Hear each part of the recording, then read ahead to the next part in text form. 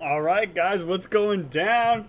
Episode 28. Your boy James T is Speak Before You Think. I'm here. Yo, all right, we're gonna start off with some shit I might not want to admit, but I have to. Okay, so we're going straight NBA right now. All right, playoffs coming up, so I got to make sure that I touch base on everything NBA right now, all the hot news and whatever. So and playoffs. Okay, I was wrong about something. You guys might know what it is already if you know me. All right, the Knicks don't suck, man. Been saying they suck all year. Truth is that they don't. And you know, look, the play-ins. I don't think they have to do a play-in. So, I mean, kudos to them, man. I mean, look, I'm a Knicks fan. I'm a big-time LeBron fan. So basically, LeBron's whole career, the Knicks suck anyway. Besides the 2000, maybe like when Amari first got there, and then when Melo came. I mean, that was like the hype of it, and after that, it was just over. But I mean, even since I was a kid, I caught the tail end of John Starks and Larry Johnson and Ewing. The Heat actually broke their heart when I was younger in the playoffs with Alonzo Mourning and Tim Hardaway. So, from there it went to Allen Houston, Latrell Sprewell, and that whole crew that got swept by the Spurs early 2000s. So, I mean, I haven't really got to get excited about the Knicks like I've gotten this year and like from 2012. So I was wrong. The Knicks are good, but I will say that they obviously don't have enough or what it takes to get, I think past the second round, depending on that first round matchup. I actually look. They're the sixth seed right now. We got big games tonight. Regardless, if we could match up with Atlanta, I think that would be ideal. I don't know if that's going to happen or not, but that would be the ideal situation to get out of round one. I just don't see us beating Miami, even though Miami's not really having the greatest season. I'm just not seeing Miami, after going to the championship last year, just flopping in the first round to the Knicks. But I will say this. Knicks, I tell you guys this all the time. All I do is watch basketball every night. Watch basketball, and that football's over. There's nothing really going on there, obviously, and I watch my hockey. Trying to stay out of baseball. Really, I still owe you guys a video about baseball because it's something's irritating me about it. But anyway, the Knicks, what I watch, they work hard. Julius Randle is like he's a star, and he works really hard. So you're getting a double whammy with that guy. I just think he needs a partner in crime. But the thing is that he's the Robin. He can't be the Batman. So he needs a Batman there. RJ Barrett, great young player. I just don't know if he'll ever be a superstar to take over Randall.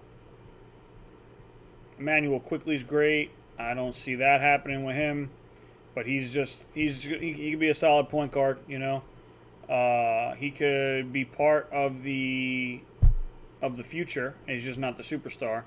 I think they need like a Harden style player, or I hate to say it, maybe like a Westbrook, But they need a ball dominant guy that's a superstar that can take the team to the next level.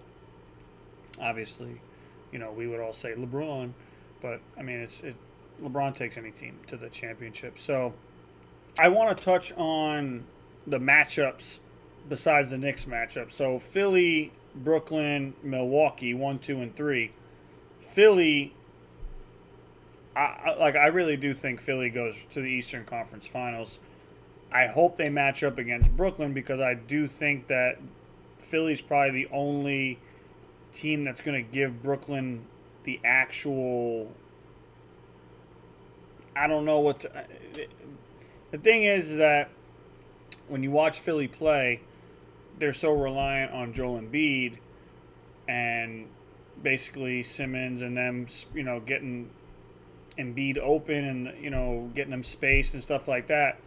It might work against Brooklyn because Brooklyn has no interior D, but I don't know if it'll work against a team like Milwaukee. So if they have to meet Milwaukee first before they get to Brooklyn, they might not reach it because the matchup's just not favoring them there. Now I know Milwaukee has destroyed Brooklyn all year, but a lot of that is no Harden. So we haven't really even got to see the real Brooklyn Nets. We got, Harden played last night for the first time in a while. So we'll see how that ends up going. But I don't see another team other than the Brooklyn Nets coming out of this Eastern Conference. I think we'll get really good playoff matchups. I think we'll get maybe one or two game sevens in this in the Eastern Conference this year. So Jaylen Brown getting hurt out for the season on Boston, big hit to Boston, even though they were struggling as it is, but the pressure on Tatum now has just skyrocketed, and I'm not sure that team is meshing the same. They've lost actually 4 in a row, so it's not looking good for them. Miami's won 3 straight. The Knicks were on a good streak there. They just lost the other night, and Brooklyn's on a 3-game winning streak. Those guys have been doing it all year. So if I move from the East, so I'm telling you my prediction is the Nets come out of the East. I've told you that weeks ago, and I'm sticking to it. I'm not seeing a team beat them in the Eastern Conference at all. The only team I think that has a chance, and I'm saying has a chance like Game 7, like KD's off. Some of these guys are off. They're not playing right. Is Philly, And like I said, Milwaukee's beat them a lot, but they've never had full strength, so I don't know the real matchup with them. But I like Milwaukee. Giannis can definitely guard KD. I don't know if he can guard him, meaning stop him, but he's going to be on him. But I don't know who's going to guard, Kyrie and Harden. So anyway, that's just how I feel about the East. The Nets come out on top there. Now the West is where it gets tricky. So the question really is, are the Lakers the best team in the Western Conference when LeBron gets back, no matter the seeding, right? So the Lakers were obviously 1 game out of first place before LeBron got hurt. They trickle all the way down to 7. They're technically in the play-in right now, and I don't see them moving up out of the play-in. So it looks like we're going to get a Lakers potentially Golden State play-in.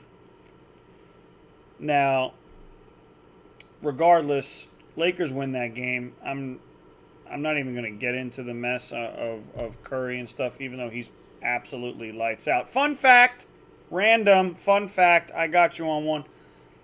Steph Curry is 83 pointers away from Ray Allen's all-time record. Okay, 83 pointers away. He's gonna get it. He might get it this year. He might, depending on how long they last. He's definitely getting it next year. He's played 600 fewer games than Ray Allen. Bruh. Crazy stat. Need you to let that sink in. Let it sink in. Okay, that's the greatest shooter of all time, hands down, not a question. It's not even someone close. This is like Wayne Gretzky and like the next best hockey player. Like, it's not even close. And if you guys don't watch hockey, go and check that shit out because it's absurd. Okay, it's the same thing with Curry and Ray and Reggie Miller. Like, I mean, he's like light years away, bro. So anyway, back to what I was talking about. So if the Lakers, let's say, get past Golden State and move to the next round, or if they find a way to play Phoenix or Utah, right, in the first round. The question is, can any of those three teams beat the Lakers? And first off, I don't think the Jazz have a shot in hell. That's one team that I just feel gives me those Phoenix Sun vibes from Steve Nash and Amari days. They just give me those type of vibes. I think defense picks up a lot when the playoffs come. Closeouts happen faster, and they rely on the three a lot.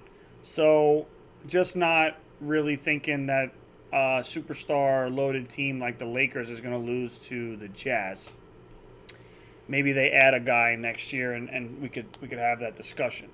Now, Phoenix, on the other hand, I only give Phoenix a chance for one reason only, and that's Chris Paul.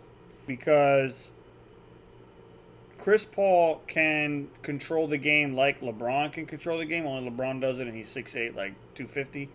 Chris Paul does it, but he can be stopped because of the size. And I'm saying if he orchestrates a absolutely flawless series, he can do it.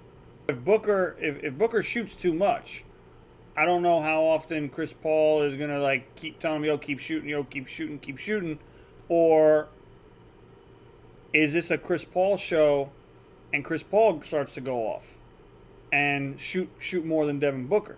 Because the reason why I'm saying this is because when Derrick Rose won MVP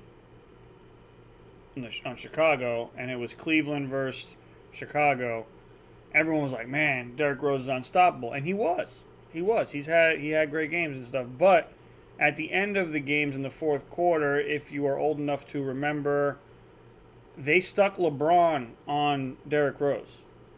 Now, basically what you're doing is you're putting one of the most athletic players in the world, okay, at 6'8", 250, on a 6'2", 6'3", 200, maybe 180, 195-pound player, and saying to get by him, he's just as fast, jumps higher, and he can keep you in front of him. I'm seeing the same thing with Booker if they end up playing against the Lakers, only it doesn't have to be LeBron this time. You got Wesley Matthews, Anthony Davis is ridiculous, and yeah, DeAndre Ayton's great, but Drummond's going to guard DeAndre Ayton without a problem. And if Anthony Davis and LeBron switch off of Booker or Paul, I mean, there's no answer to that. And if you flip it to the other side of the court, they can't guard LeBron, Anthony Davis, or Drummond. So, and really, Kuzma's not playing that great, and he's not the most consistent player. But defensively, he moves his feet, and he's big, and he's lanky, and he can keep you in front of him. So, I think Phoenix is a product of just Chris Paul and a great system that they're running.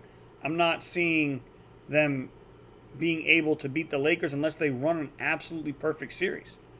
Now, I think the matchup that the Lakers don't want really is the Clippers. I don't think that in the first round the Lakers want the Clippers, especially if that's LeBron's first games back, because they're not going to be in rhythm. They say the chemistry is not the problem. I'm not saying chemistry. I'm just saying rhythm. As a ball player, you don't go to the park in a week, 2 weeks. Your shot might be a little off, or you got an ankle sprain. You don't play for a month. You're going to be a little slower and stuff. So the first 2 weeks of the season versus the last 2 weeks of the season, the type of basketball that's being played is like night and day. These guys are at the top of their game right now. Right now, they're at the top of their game. Yes, they're beat up, maybe dinged a little bit, but as far as talent goes, the best players right now are playing at their highest level, and I'm scared, even as the biggest LeBron fan, that LeBron might not be able to get ready in the time frame. Now, if I had to bet on it, I'm not betting against LeBron. I'm just saying it worries me. I have the right to be worried because it's not like we're talking about 30-year-old LeBron here. Yeah, as much everyone's saying, oh, the fall has to happen eventually. Yeah, it does have to happen eventually, and I'm nervous that the time that he's been out, it'll look like it, it'll look bad, and we'll see. We'll see what happens. But I'm really set on the Lakers not wanting to see the Clippers in the first round. They're like 6-4 or something in their last 10 games. They've played well. I don't like that they have Rondo. I told you that was a major pickup by them when it happened. They purposely made the trade with the Hawks instead of letting the Hawks buy him out, because if the Hawks would have bought him out, he would have signed the deal with the Lakers. But the Clippers were like, yo, we can't even let that happen. We're trading for him before the buyout even happens. So they knew that Rondo was a big deal, and that's the reason why the Clippers got him, because they know what's up. So the Clippers are for real. I'm not really scared of Denver at all. And Portland, everyone, oh man, Portland. Okay, last year we knew how that went. Dallas, so inconsistent, man. I'm disappointed because Dallas should be better, but they're inconsistent. You don't know which Dallas team you're going to get. In the last 10 games, they've played extremely well. They're 8-2, but before that, man, they were close to falling out. But they really made a hell of a recovery there. And Portland did too. Portland has won 5 straight. They're 9-1 in their last 10. So, they're catching traction too. I just don't think they're going to be. Anthony Davis looks too good, in my opinion, to worry about any of those teams, except the Clippers. So, to answer my own question, are the Lakers the best team in the West? I think the Clippers are better. I think the Clippers are better than them. I do think the Lakers can be better than them, but I think right this second it's the Clippers, if I had to choose. So that's that with the West. My prediction with the West would be that the Lakers come out of the West assuming they're not playing the Clippers in the first round. That's all I'm going to say. All right? So if they play any other team in the first round, Lakers going straight to the Western Conference Finals. And if they meet the Clippers in the Western Conference Finals, which everyone hopes and prays that's the case, okay, the Lakers win in the Western Conference Finals if they play the Clippers. That's all I'm going to say. So, well, they're going to win the Western Conference Finals regardless if they get there, is what I'm saying. But the only way they lose is in the first round. No way they're going to get bounced in the second round after they're already gelling. No. Not happening. So, the biggest threat to the Lakers is the Clippers. It's not the Suns or the Jazz, in my opinion.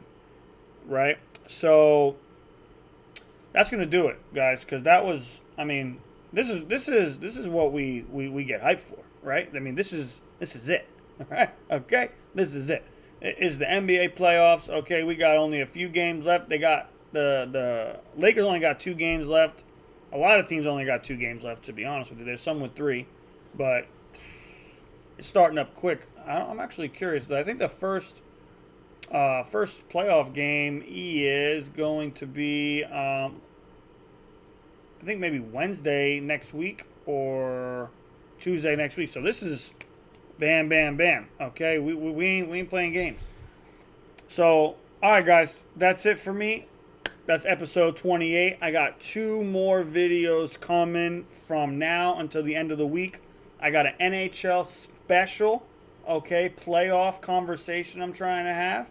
If you don't know about the NHL, I'm going to go over how the NHL works as far as point system, standing, stuff like that. So I'll be on my teaching shit.